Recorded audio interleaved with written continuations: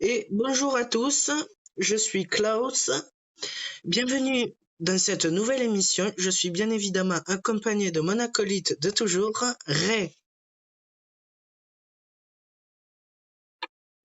Aujourd'hui, c'est moi qui mène la danse, enfin, qui vous présentera cette émission, quoi, oui. En vous présentant l'art opératif et la guerre de Géorgie en août 2008.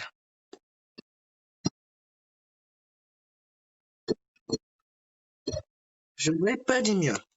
Alors, l'art opératif, théorisé dans les années 20 et 30, est issu des réflexions soviétiques sur l'expérience militaire de la Première Guerre mondiale et de la guerre civile russe.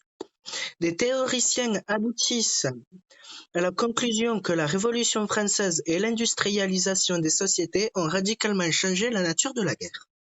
C'est la distinction très nette entre stratégie, vue comme l'art de gagner les guerres, et la tactique, vue comme l'art de gagner les batailles, perd son sens.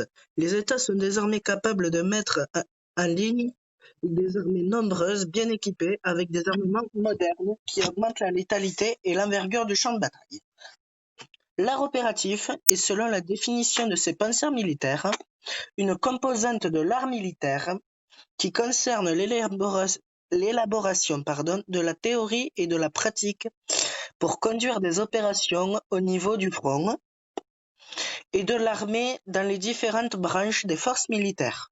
L'art opératif est le chaînon manquant reliant la stratégie et la tactique. À partir des exigences de la stratégie, l'art opératif détermine les méthodes pour préparer et conduire les opérations, permettant la réalisation de buts stratégiques, et sert de point de départ pour la tactique qui organise la préparation et la conduite de la bataille. Des forces combinées en accord avec les buts et les missions de l'art opératif. Pour les soviétiques, l'art opératif n'est pas un concept abstrait, mais bien le produit de facteurs historiques, économiques et culturels.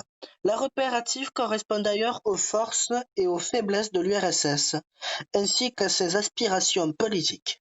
Les penseurs soviétiques s'affrontent d'ailleurs sur plusieurs grands débats théoriques.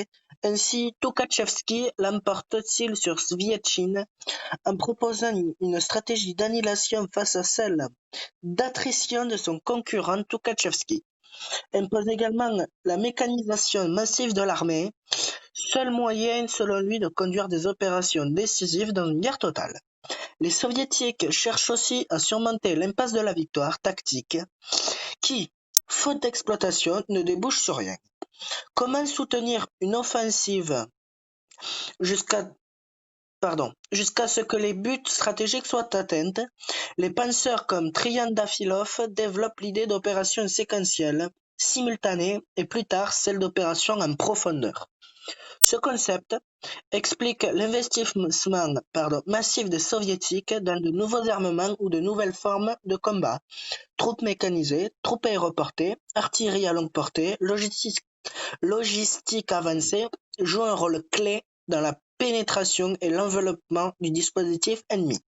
La Seconde Guerre mondiale valide ce concept. L'armée rouge mène des opérations séquentielles et simultanées à l'échelle de plusieurs fronts, dans les dernières années du conflit en particulier. L'expérience de la Grande Guerre patriotique infléchit néanmoins l'art opératif soviétique. Le désastre de Barbarossa conduit l'URSS à planifier, prévoir et organiser une guerre de théâtre à grande échelle en Europe. Les autres formes de guerre plus limitées ou moins conventionnelles sont délaissées, comme la guerre de partisans. L'arrivée des armements nucléaires pousse l'armée rouge à adapter l'art opératif à ce nouveau type de conflit. L'art opératif est censé alors obtenir... Je me suis perdu. Ah zut, je suis désolé, attendez. L'armement nucléaire pousse à l'armée rouge à adopter l'art opératif à ce nouveau type de conflit. L'art opératif est censé alors obtenir des résultats immédiats dans la première phase de la guerre, celle où doivent se décider les objectifs stratégiques.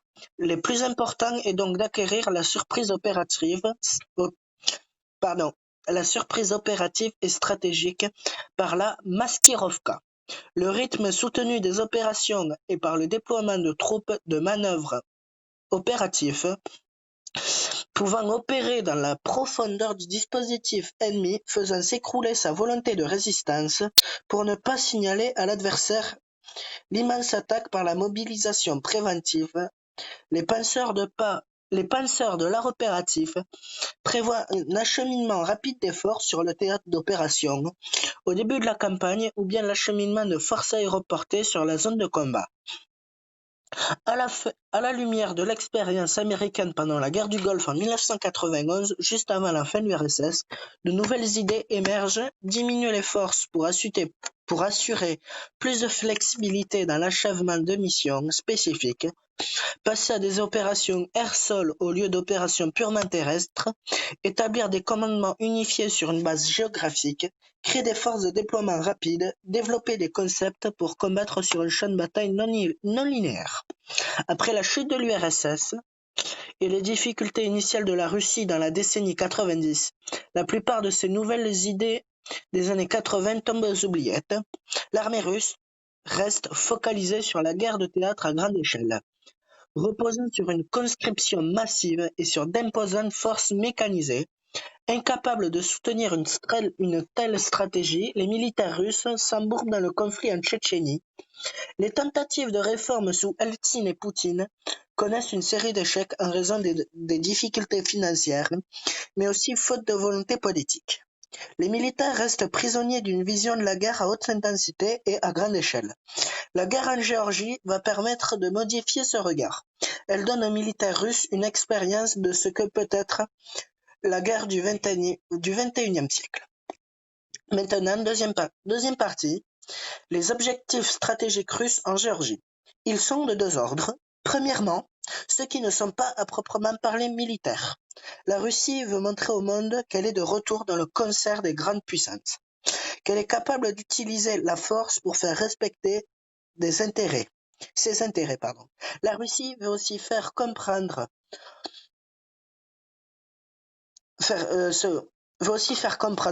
aux anciens pays membres de l'URSS et à l'OTAN que les anciennes républiques soviétiques font partie de la sphère d'influence russe.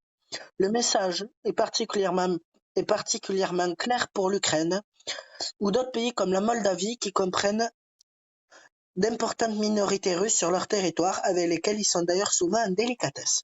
Moscou peut s'en servir comme un tremplin pour son influence. Les objectifs militaires, quant à eux, sont directement reliés à la mise en œuvre de l'art opératif. La Russie cherche à prendre le contrôle des deux régions séparatistes géorgiennes, l'Ossétie du Sud et l'Abkhazie. Elle veut également montrer la fragilité du gouvernement géorgien et sa capacité à gripper son économie.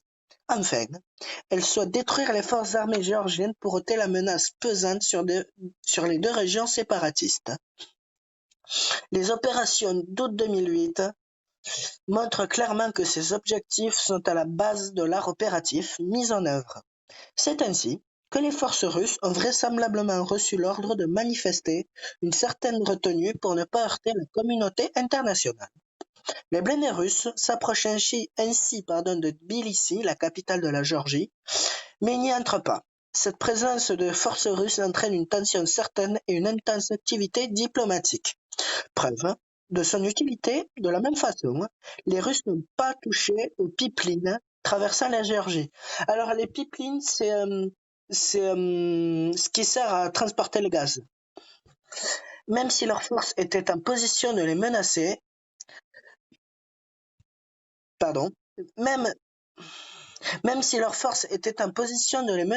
de la même manière, prendre le contrôle des deux républiques séparatistes est, pour la Russie, un objectif ambitieux pour désorganiser l'économie géorgienne. L'armée russe doit s'emparer de la côte d'Abkhazie et de ses ports pour isoler le pays.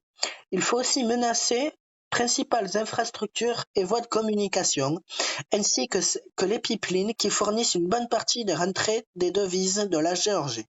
Sur un plan politique, l'opération est délicate à mener. Il faut menacer la capitale géorgienne, mener une campagne d'information pour décrédibiliser le président Saakashvili et une cyberguerre pour semer la confusion dans le gouvernement. Les Russes veulent créer une crise politique en Géorgie et montrer que la communauté internationale ne peut sauver le pays, de façon à rendre le pouvoir géorgien plus sensible aux intérêts russes dans la région. Troisième partie, l'arme opérative russe à l'épreuve en Géorgie. Du point de vue opératif, la guerre en Géorgie est un exemple à la fois classique mais matiné de nouvelles pratiques issues de l'observation des performances des armées occidentales. Le séquencement de plusieurs opérations pour arriver aux objectifs stratégiques en déstabilisant l'ennemi et en empêchant sa concentration est une pratique convenue de l'art opératif soviétique. En revanche, la véritable guerre de l'information et la cyberguerre menée à l'échelle opérative et stratégique constituent de nouveautés intéressantes qui sont d'ailleurs fait l'objet de nombreuses analyses par des spécialistes.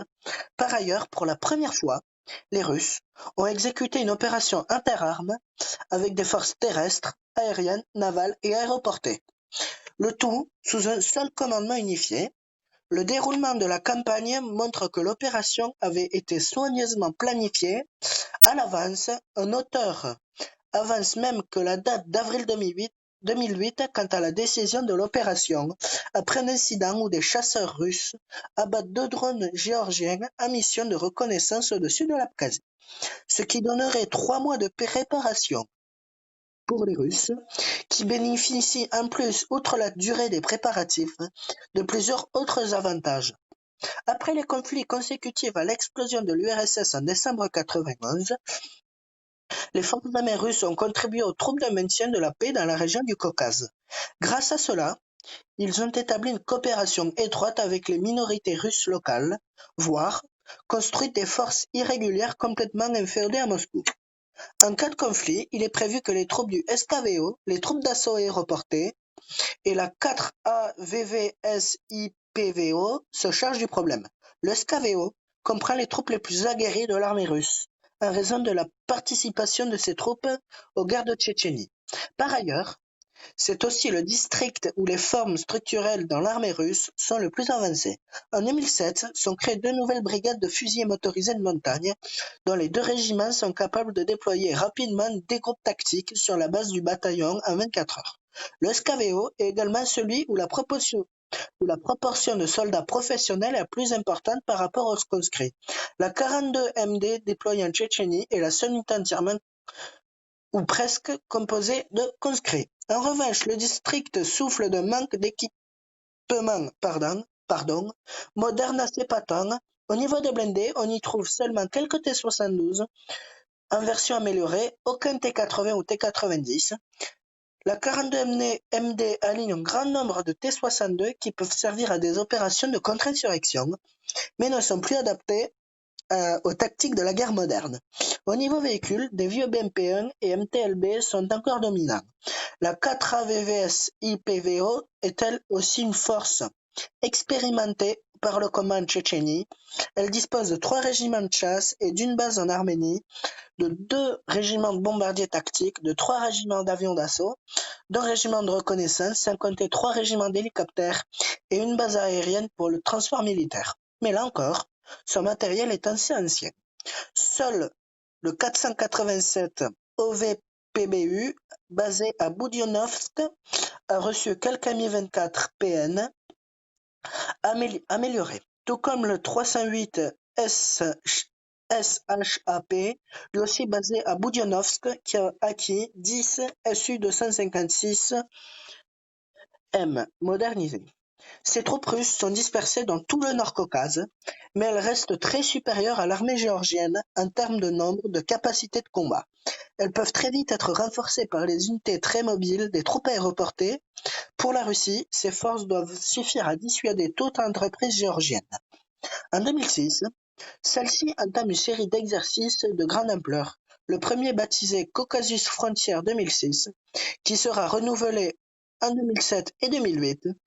Il impliquera la 58A, principale force du SKVO, et la 4AVVSIPVO, mais aussi les troupes aéroportées et des éléments de la flotte de la mer Noire. La taille des exercices augmente chaque année. Celui de 2008 a impliqué plus de 10 000 hommes et des centaines de chars et de véhicules blindés. Un groupe tactique du niveau bataillon de la 76 VDD de Pskov et des unités de la 7 VDD de Novorossiysk sont présents. Dans le même temps, les premiers incidents interviennent en Abkhazie, survolés par les drones géorgiens, où les troupes de Tbilissi se massent à la frontière, tandis que les Russes sont impliqués dans la perte de 3 des drones. Moscou est donc prête, le cas échéant, à déployer rapidement des troupes en Ossétie du Sud.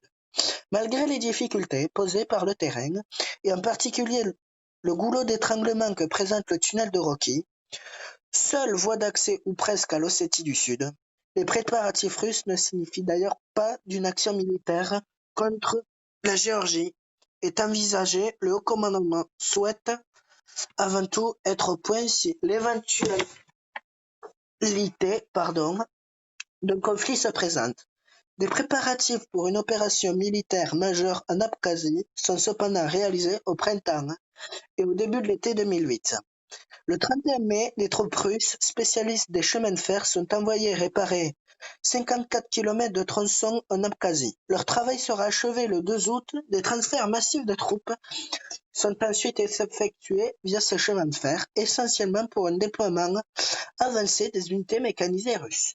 Il faut revenir sur les préparatifs russes en Abkhazie qui montrent à l'évidence l'excellence du renseignement du côté de Moscou, ainsi qu'une volonté de planification et d'organisation des forces engagées en cas de conflit, beaucoup plus poussée que lors des 2 guerres en Tchétchénie. Par exemple, le 6 mars 2008, le ministre russe des Affaires étrangères annonce la levée des sanctions économiques contre l'Abkhazie, qui avait été adoptée par la communauté des États indépendants en 1996. Cette mesure n'est de fait que la reconnaissance des liens étroits qui unissent déjà la Russie à cette république séparatiste géorgienne. Le 20 avril, un MiG-29 russe abat un drone de reconnaissance géorgien au-dessus de l'Abkhazie, sans pour empêcher Tbilissi d'observer sa guise le déploiement des nouvelles forces russes dans la région.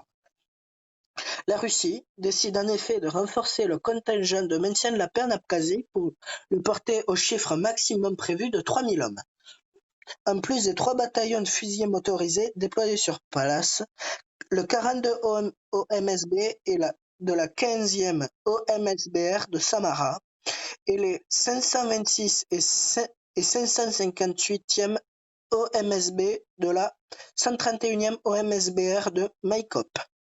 La Russie envoie un autre groupe tactique du niveau bataillon appartenant au 108 PDP de la 76 VDD de Pskov. 2 compagnies de Spetsnaz, c'est les forces spéciales de l'armée russe, viennent également renforcer le dispositif. En revanche, les Russes ne touchent pas au déploiement effectué en Ossétie du Sud jusqu'au conflit d'août 2008. Notons toutefois que la force de maintien de la paix en Ossétie, qui théoriquement se compose d'un bataillon russe, d'un bataillon géorgien et d'un bataillon ossète, sous commandement russe, a vu passer plusieurs fois dans ses effectifs le bataillon tchétchène Vostok, qui dépend du renseignement militaire russe, le GRU.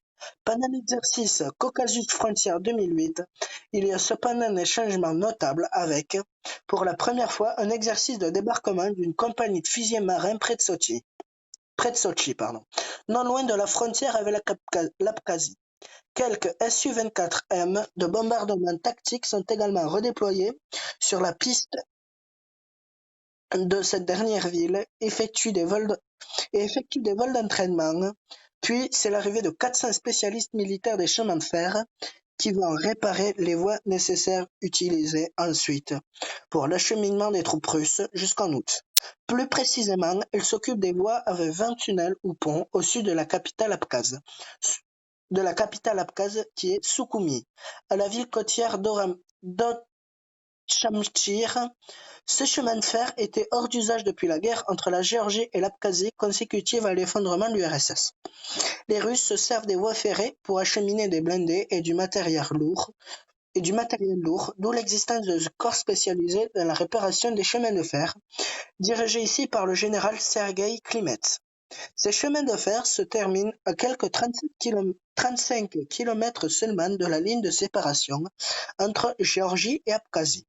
Juste hors de portée de l'artillerie géorgienne, le corps de réparation, lui, est replié à proximité au sud de Sotchi, en Russie, pour être prêt à se redéployer sur place en cas de guerre. D'autres renforts sont discrètement acheminés par rail fin juillet. À partir du 15 juillet 2008, l'exercice Caucasus Frontier 2008 prend place dans les parties méridionales du district militaire du Nord-Caucase, impliquant au moins 8000 hommes, 700 véhicules, 30 avions de combat, mais la presse russe soutient que le nombre d'hommes engagés a été sensiblement supérieur. La 58A est la principale formation engagée dans cet exercice, avec comme composante aviation la 4 AVVSIPVO. Elle constitue le cœur du district militaire russe du Nord-Caucase, et c'est elle qui mènera l'essentiel. L'opération en Géorgie au mois d'août, des troupes aéroportées motorisées et de montagne sont mises à contribution. Au niveau aussi des éléments de la 76 VDD et des troupes de marine des flottes de la mer Noire et de la mer Caspienne. Les parachutistes sont déployés à proximité de la frontière avec l'Ossétie du Sud, près des passes montagneuses de Rocky et Mamissoni. Elles sont bientôt renforcées par des troupes mécanisées et de montagne. Les troupes de marine de la mer Noire mènent des exercices de débarquement près d'Adler, au sud de Sotchi, appuyés par l'aviation. Les navires de combat de la flotte de la mer Noire qui conduisent des barrages d'artillerie et des tirs de missiles antiaériennes. Le but officiel de l'exercice est de s'entraîner aux opérations contre-terroristes. Mais une autre finalité de l'exercice est de préparer les troupes au maintien de la paix dans les zones de conflit. Plusieurs unités impliquées par la suite durant la guerre contre la Géorgie participent à cet exercice.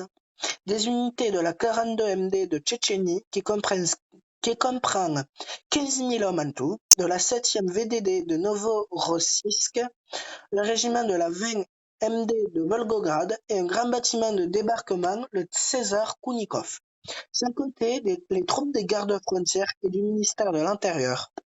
Par ailleurs, certaines unités ne regagnent pas leur lieu de départ.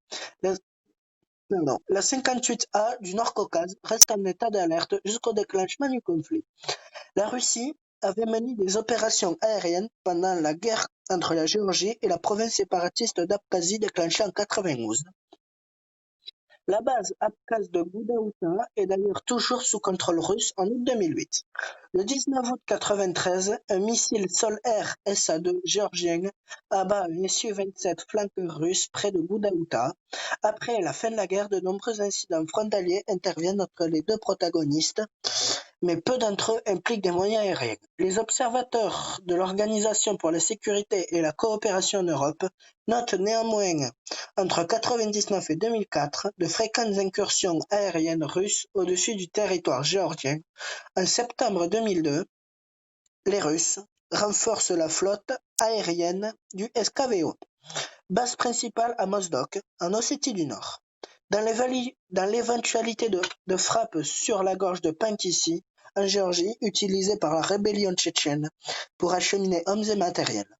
En août 2007, un appareil russe, probablement un Su-24, largue ce qui semble être un missile anti-radar sur une station radar géorgienne. En 2008 marque un tournant dans l'escalade des incidents. La Russie emploie délibérément sa force aérienne pour entretenir les tensions consécutives à la récente indépendance du Kosovo et aux affrontements entre Ossètes et Géorgiens. Dans la République séparatiste, mais les Géorgiens réagissent également. Le 5 avril, 2 Su-25 survolent une partie de l'Abkhazie. Le 8 juillet, 4 chasseurs russes survolent l'Ossétie du Sud, mais ce sont surtout les drones utilisés par les Géorgiens au-dessus de l'Ossétie du Sud et de l'Abkhazie qui vont devenir un enjeu et provoquer des incidents entre août 2007 et juin 2008. Ce sont pas moins de 7 drones abattus que revendiquent les autorités abkhazes. Le 8 mars, le 20 avril et le 4, 8 et 12 mai, la mission des Nations Unies sur sur place signale des intrusions de drones géorgiens, dont 3, d'Hermès 450 de construction israélienne, sont descendus. Le deuxième l'étant par un missile RR-R73 tiré par un MiG-29 ou un Su-27 russe. Le 6 août 2008, 6 appareils géorgiens, des Su-25 et sans doute un couple d'appareils d'entraînement L-39 Albatros mènent des missions de reconnaissance au-dessus de l'Ossétie du Sud, ce qui est vu par les autorités locales comme un prélude à l'offensive déclenchée le lendemain. L'armée russe disposait sans doute également d'espions bien placés à l'intérieur de l'Ossétie du Sud et dans le gouvernement géorgien. Ceux-ci ont prévenu des intentions belliqueuses du président Saakachvili et de sa volonté de reprendre Tchinkvali et toute l'Ossétie du Sud. Ces informations de première main ont permis aux Russes d'achever leurs préparatifs et de mettre en mouvement leurs unités. En outre, les Russes ont pu demander aux Ossètes de renforcer les défenses de leur capitale, tout en assurant la sécurité du tunnel de Rocky. Ainsi, la 58A a pu entrer dans le tunnel, gagner un élan opératif et permettre aux autres échelons de se déployer, tandis que l'armée géorgienne s'enlisait dans des combats urbains au milieu de Tchinkvali. L'armée russe a ainsi déployé 70 000 hommes en Ossétie pendant l'opération, soit un effectif double de celui des forces armées géorgiennes. Les Russes, en Géorgie, ont réussi à maintenir la surprise à tous les niveaux, ce qui constitue un idéal de l'art opératif, rarement atteint dans les faits. En 5 jours, les Russes entrent en Géorgie et défendent son armée, alors même que les dirigeants du monde ont les yeux braqués sur Pékin et les Jeux Olympiques. Pour prévenir la réaction occidentale, la Russie mène une guerre de communication en évoquant un génocide en Ossétie du Sud, présentant son intervention comme une tentative de faire maintenir la paix. De même, les médias russes exagèrent l'ampleur de l'attaque géorgienne sur Tchinkvali le 7 août pour justifier l'entrée d'une force russe bien supérieure en Ossétie. Cette force est ainsi capable de réaliser les objectifs stratégiques. Pénétrer en Géorgie, menacer la capitale, isoler le pays en coupant la grande route est-ouest entre Tbilissi et le port de Poti, ainsi que la ligne de chemin de fer qui envoie le pétrole de Poti à l'Azerbaïdjan. Pour réaliser la surprise stratégique et opérative, les Russes se sont emparés du tunnel de Rocky, la seule artère permettant le transfert de troupes sur le théâtre d'opération. Si l'on exclut l'emploi de forces aéroportées, ils ont également réussi à déployer correctement leurs forces depuis Vladikavkaz en Ossétie du Nord. Le point de rassemblement initial jusqu'à Tchinkvali, enfin, ils ont rassemblé, venant de toute la Russie, des unités, notamment des parachutistes, d'obtenir un rapport de force en leur faveur sans déclencher d'alerte chez leur adversaire. Maintenant, troisième partie, l'entrée des forces russes en Ossétie du Sud le 8 août 2008. Le 1er août 2008 à 8 heures, un Toyota Hilux de la police géorgienne est détruit par un engin explosif improvisé dissimulé sur le côté de la route entre la Géorgie, proprement dite, et une enclave située au nord de Tchinkvali. 5 policiers sont blessés. À 18h17, les snipers des forces spéciales du ministère de l'Intérieur géorgien attaquent les checkpoints Ossètes de leurs homologues. À la frontière, 4 Ossètes sont tués et 7 sont blessés. Dans la nuit du 1er au 2 août, des échanges de lance-grenades et de mortiers déchirent l'obscurité. 2 autres Ossètes sont tués, dont un membre du bataillon de maintien de la paix d'Ossétie du Nord. Un policier géorgien est blessé. Le gouvernement sud-ossète ordonne alors l'évacuation vers la Russie de la population civile de Tchinkvali et des villages frontaliers. C'est le 2 août que se termine ainsi l'exercice russe Caucasus Frontière 2008. Le bataillon du 104 PDP de la 76 VDV rembarque pour sa ville de garnison, Pskov. Le matériel suivant par voie ferrée, seule la force de de 2 bataillons de fusiliers motorisés renforcés, un du 135 MP et de la 19e MD, l'autre du 693 MP de la même division, restent à proximité de l'Ossétie du Sud pour fournir une couverture à la force de maintien de la paix au vu des tensions récentes. Elle comprend 1500 hommes, 14 chars T-72B et 16 canons automoteurs, 2 S-3 Acacia de 152 mm. Elle est située sur un terrain d'entraînement à seulement 30 km du tunnel de Rocky. 9 lance-roquettes BM-21 grade russes sont également stationnés non loin du tunnel. Le 6 août, les échanges de tirs reprennent violemment à la frontière entre l'Ossétie et la Géorgie. Ces échanges continuent dans la nuit du 6 au 7 août et 18 civils au 7 sont blessés. Le 8 août, à 1h du matin, après le déclenchement de l'attaque géorgienne sur Tchingvali, les Russes ordonnent aux 2 groupes tactiques de niveau bataillon stationnés près de l'Ossétie du Sud de faire mouvement vers le tunnel de Rocky. Le mouvement commence une demi-heure après, à 2h du matin. Les premiers blindés du groupe tactique du 693 MP passent la frontière avec l'Ossétie. Le groupe tactique du 135 MP suit peu après. Les 2 bataillons doivent d'abord sécuriser la route entre le tunnel et Tchingvali pour permettre l'arrivée de renforts. Le bataillon du 693 MP doit occuper la portion entre le débouché du tunnel de Java et celui du 135 MP doit avancer de Java à Tchingvali. La compagnie de reconnaissance du bataillon du 693 MP garde l'entrée du tunnel, tandis que des sections de fusiliers motorisés sont laissées en poste au point stratégique de la route. À 3h, le 503e MP de la 19e MD, basé à Troïtskoï, et plusieurs autres unités du SKVO sont mis en état d'alerte. Le même ordre est transmis à la 42e MD en Tchétchénie et 70 et 71e MP et 50e SAP, le groupe tactique bataillon du 104 PDP de la 76e VDD, tout juste rentré de l'exercice Caucasus Frontière 2008, est rappelé. 200 hommes de la brigade de Petchora du renseignement militaire sont envoyés à Tchingvali pour doubler la présence militaire russe en place. Il faut noter la remarquable amélioration russe au niveau de l'acheminement des troupes, très supérieur à ceux des conflits précédents. En tout, c'est l'équivalent d'une division de fusiliers motorisés de l'armée russe lancée en premier jet dans la bataille d'Ossétie du Sud. La première colonne russe qui pénètre en Ossétie par le tunnel de Rocky est éclairée par des paras et des spetsnaz. Ces groupes de combat interarmes, jetés par les Russes dans la bataille aux premières heures du conflit, sont caractéristiques de l'art opératif. Ils ressemblent aux détachements avancés qui précédaient la route du gros de l'armée blindée de la garde lors de la Seconde Guerre mondiale.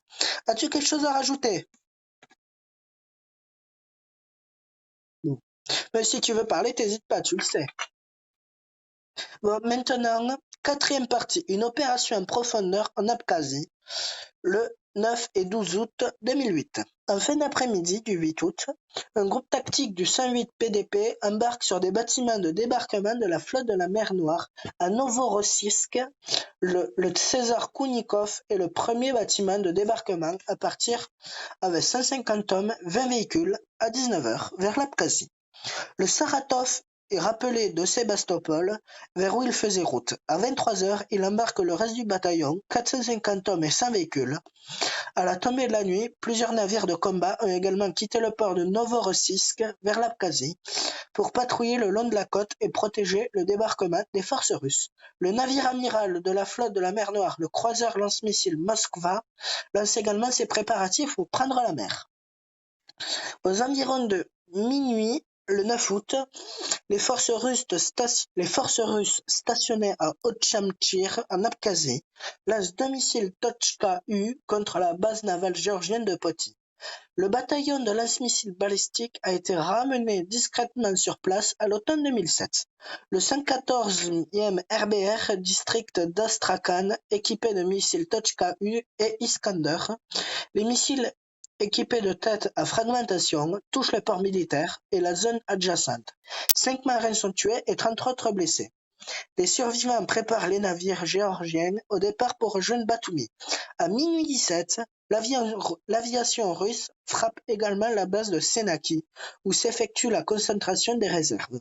7 hommes du millier présents sont tués et des douzaines blessés. À 5h30, une force navale russe arrive dans la région d'Ochamchir. Elle comprend 2 bâtiments de débarquement, les Tsezar Kounikov et Saratov, une corvette lance-missiles, la Mirage, une corvette anti-sous-marine, la Sousdalet, et 2 dragueurs de mines, le Yelezniakov et le Tourbiniste. Les 2 bâtiments de débarquement transportent le groupe tactique bataillon du 108 PDP et de la 7e VDV, 600 hommes et 120 véhicules. Pendant ce temps, à 7h, les forces abkhazes se concentrent dans les villages de Lata et Zemolata pour investir la gorge de Kodori. L'après-midi, elles ouvrent le feu aux lance-roquettes et lancent des attaques avec les Mi-24 et Mi-8 dont elles disposent. Des L-39 bombardent les positions géorgiennes. À 15h30 et 15h, l'armée abkhaze... Non, pardon. Des L-39 bombardent les positions géorgiennes à 15h30. À 15h, l'armée abkhaze a installé tous ses postes de commandement dans l'après-midi du 9 août. La Turquie livre encore des véhicules blindés Noural Ejder à la Géorgie.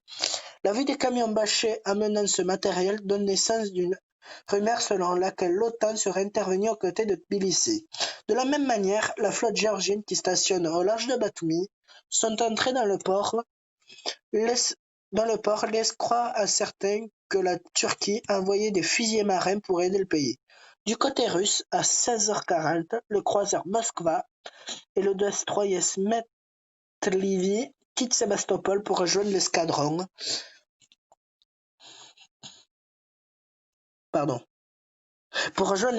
Qui se tient au large des côtes de l'Abkhazie. À 19h12, plusieurs bateaux géorgiens quittent Poti, entrent dans la zone de sécurité des corvettes Mirage et Sousdalet, qui couvrent les bâtiments de débarquement russes. Les corvettes tirent 2 missiles anti-navires SSN-9 et 2 autres SAN-4. Les Russes revendiquent la destruction d'un bâtiment géorgien, tandis que les autres font demi-tour, alors que les Géorgiens ne reconnaissent officiellement aucune perte.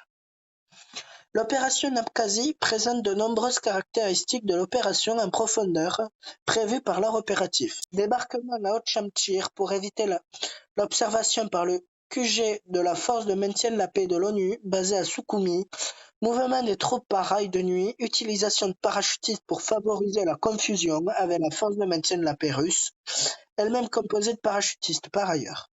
L'opération en Abkhazie s'inscrit dans le principe des opérations simultanées pour désorganiser l'adversaire et l'empêcher de concentrer ses forces.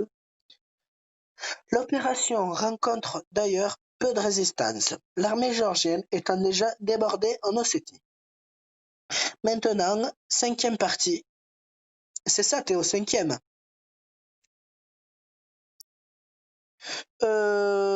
Pourquoi ça te gonfle? Non, c'est l'avant-dernière.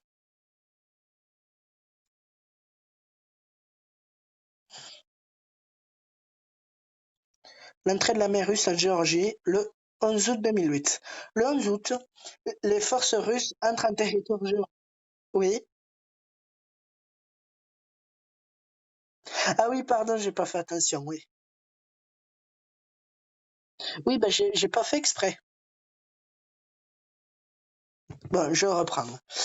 Le 11 août, les forces russes entrent en territoire géorgien, au-delà de la République séparatiste d'Ossétie du Sud, En marchant sur Gori, elles visent à menacer la capitale Tbilissi, cherchant éventuellement à faire tomber le président Saakachvili. Elles veulent également couper en deux le pays, et en particulier la route et le chemin de fer reliant l'Est à l'Ouest. Enfin, par la conquête de ces territoires, l'armée russe espère former un glacis protecteur en avant de Tchingvali, afin de mettre celle-ci hors de portée des armes géorgiennes et de renforcer son emprise sur la République séparatiste. Dans la nuit du 11 août, l'aviation russe continue de bombarder la Géorgie et s'en prend en particulier au système de défense aérienne géorgien. À minuit 30, un missile anti-radar détruit le radar militaire de la station située près de Gori. À 4 heures, un autre missile détruit un radar civil près de Tbilissi. Une autre frappe vise le centre de commandement de la force aérienne géorgienne. Les Géorgiens sont obligés de couper leur système de peur d'attirer les missiles russes. La piste de Chiraki est bombardée à 5 heures, tout comme le dépôt du bataillon indépendant Char de Gori à 6h10 et à 7h15, des Mi-24 russes s'en prennent à l'aérodrome de Senaki et détruisent avec des missiles anti-chars 2 hélicoptères géorgiennes, un Mi-14 BT et un Mi-24 V. Pendant la nuit, des renforts russes arrivent à Tchingvali pour prévenir tout bombardement du territoire ossète. Les Russes décident de monter une attaque pour chasser les Géorgiens derrière la frontière. Pour ce faire, ils assemblent 2 groupes tactiques régimentaires. Le premier comprend un bataillon du 204e PDP de la 76 VDD et le 70 MP de la 42e MD, moins son artillerie et un bataillon de fusiliers motorisés. Le 693 MP, quant à lui, est choisi pour être de l'assaut. Bien qu'engagé dès le 8 août, il n'a alors subi que de faibles pertes, 2 morts et 10 blessés. En pointe de l'attaque, on trouve d'abord le groupe tactique du 104 PDP de la 76e VDD, avec 300 hommes, 19 véhicules blindés BMD-1, 4 mortiers autopropulsés, 2 S9 non AS1 et 3 véhicules blindés BTRD équipés de canons antiaériens Bitube ZU-23. Le groupe tactique aéroporté s'élance sur la route de Tchingvali-Tbet à 10h30. Il se dirige vers le secteur des villages de Ketagurovo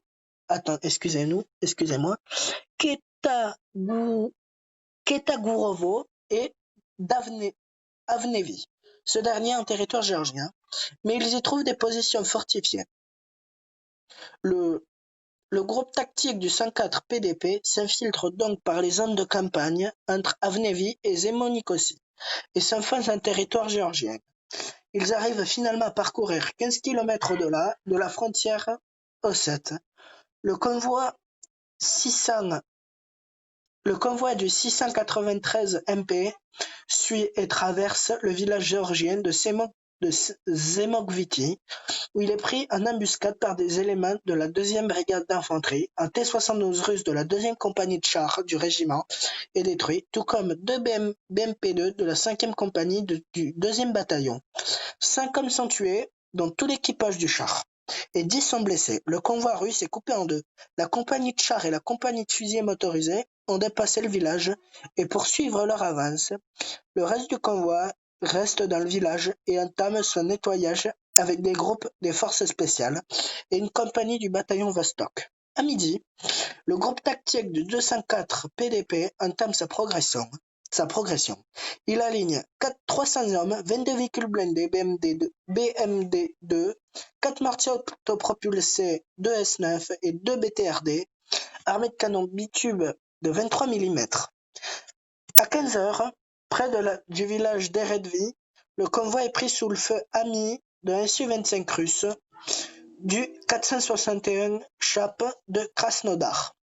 Un camion d'essence est détruit et plusieurs hommes blessés. Les fantassins répliquent avec des lance-missiles portables dont l'un frappe le réacteur droit de l'appareil qui, très endommagé, peine à rentrer à sa base. Les hommes du 104 PDP pénètrent dans le village de Variani et y trouvent des dépôts d'armes et de munitions considérables.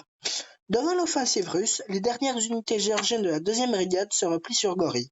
Un convoi de la compagnie du génie de la brigade, avec une douzaine de véhicules et 50 hommes, prend la route de Tchingvali-Gori, sans savoir que les Russes sont eux aussi en train de l'utiliser, près de Chindisi. Le convoi géorgien tombe sur deux BMD-1 du 104 PDP. L'un d'eux a une panne de moteur et le second est resté avec lui pour les porte-assistance. Les para-russes sont les premiers à réagir et ouvrent le feu à l'arme légère et au RPG et avec les canons des deux BMD. Plusieurs Géorgiens sont tués, tandis que les autres se retranchent dans les bâtiments de la gare locale, non loin. L'échange de tirs continue jusqu'à ce qu'arrive le convoi suivant, à savoir la compagnie de chars et la compagnie de fusiliers motorisés. Les chars russes éliminent rapidement la résistance géorgienne. Plus d'une dizaine de véhicules sont détruits. 17 soldats sont tués et plusieurs capturés, sans perdre du côté russe. À 17h, les Géorgiens décident de lancer leurs 6 Mi-24 contre les convois russes. Ceux-ci détruisent au moins 2 camions, mais n'arrêtent en rien la progression adverse. À 16h30, le président Saakashvili, en visite à Gori, est obligé de se mettre à couvert après le passage d'un Su-25 russe au-dessus de la ville. Le contingent militaire géorgien présent se replie alors vers Tbilissi. Certains soldats partent à Koutaïssi à la tombée de la nuit. Une partie du groupe tactique du 104 PDP et celui du 693 MP s'installent en position défensive à Variani. Les Russes s'attendent à une contre-attaque massive des Géorgiens, mais ceux-ci sont déjà en train de se retrancher à Mtcheta. Devant Tbilissi. Pendant la journée, d'autres forces russes sont arrivées en Ossétie. Au total, au soir du 11 août, la Russie dispose de 14 000 hommes, 100 chars, 100 canons automoteurs, 40 lance-roquettes multiples, 400 véhicules de combat blindés et 200 véhicules de transport de troupes blindées.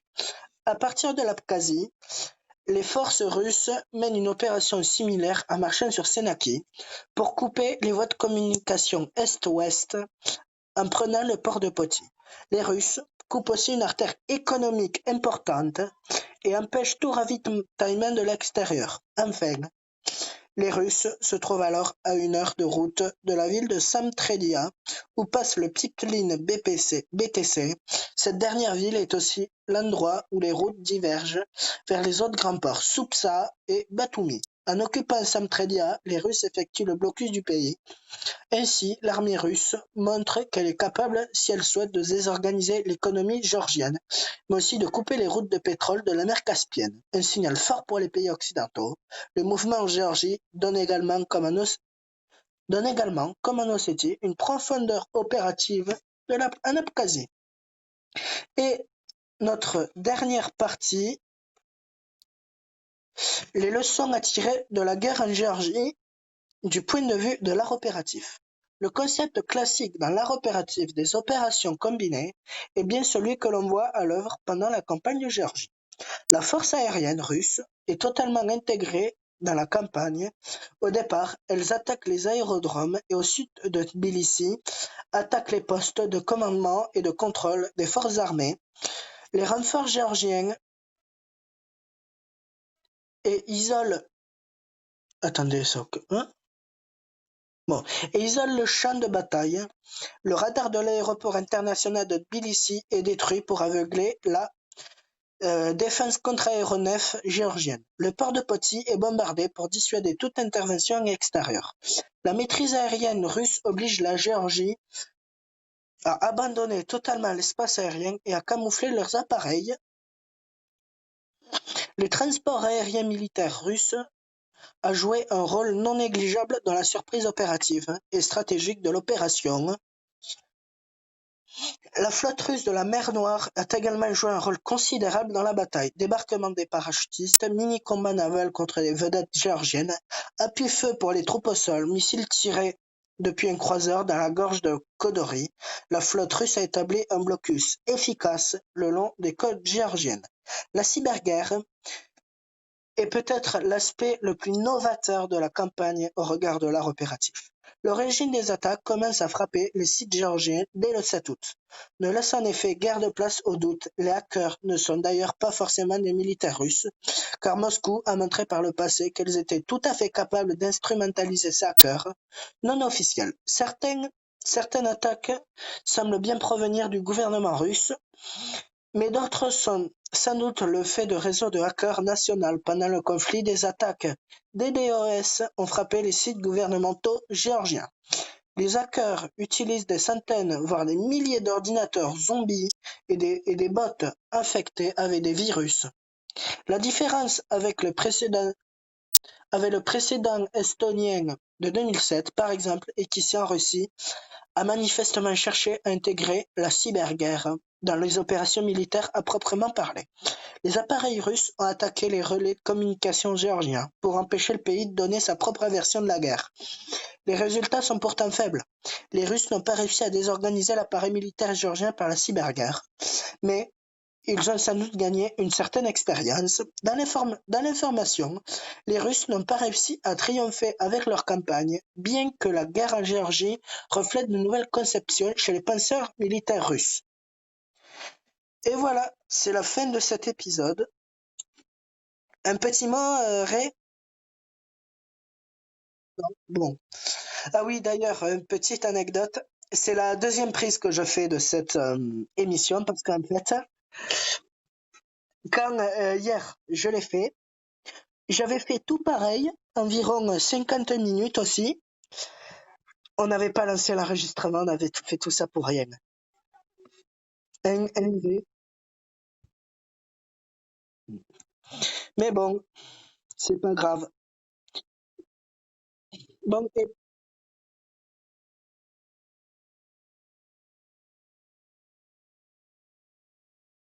oui, enfin, je pourrais quand même toujours intervenir. Heureusement, Yann.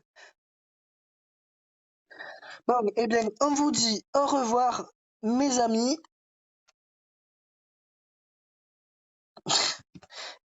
et reposez-vous bien. Allez, au revoir.